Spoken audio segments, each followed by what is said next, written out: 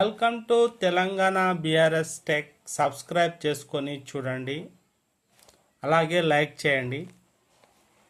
శరీరంలో పిండి పదార్థాల లోపం ఉందని ఎలా తెలుస్తుంది?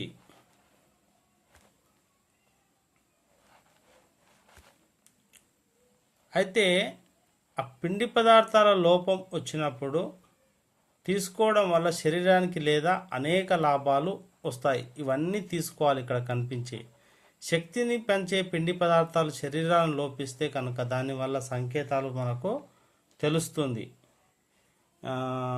పిండితో చేసినటువంటి మనకు కీర్ కానీ కార్బోహైడ్రేట్స్, ఇక్కడ నీరసం, మలబద్ధకం, తలనొప్పి పోషకాల లోపం వల్ల వస్తాయి. ఈ కనిపించే ధాన్యాలన్నీ తినండి.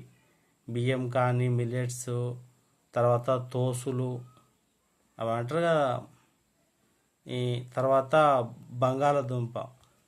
పిండి పదార్థాలు లోపిస్తే శరీరంలో కీలకమైన పిండి పదార్థం గ్లూకోజు నష్టపోతారు. కాబట్టి చిలగడ దుంప అంటారా, వాటిని కూడా మీరు ఆహారంగా తీసుకోవచ్చు, ఏం కాదు, మంచిది. తర్వాత పోషకాలు, పీచు ఎక్కువగా ఉంటుంది ఈ యొక్క చేప. తర్వాత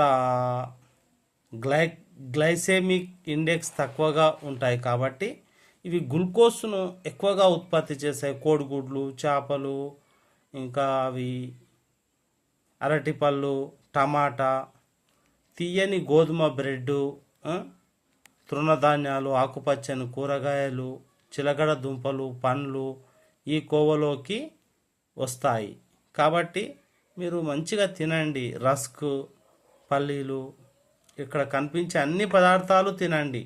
పిండి పదార్థాలతో పాటు తీసివేసి పాలిష్ చేసిన పదార్థాలు సహజ సిద్ధ పోషకాలు, పీచు తక్కువగా ఉంటుంది. కాబట్టి పాలిష్ కొంచెం తక్కువ ఉన్నవి తినండి మంచిగా.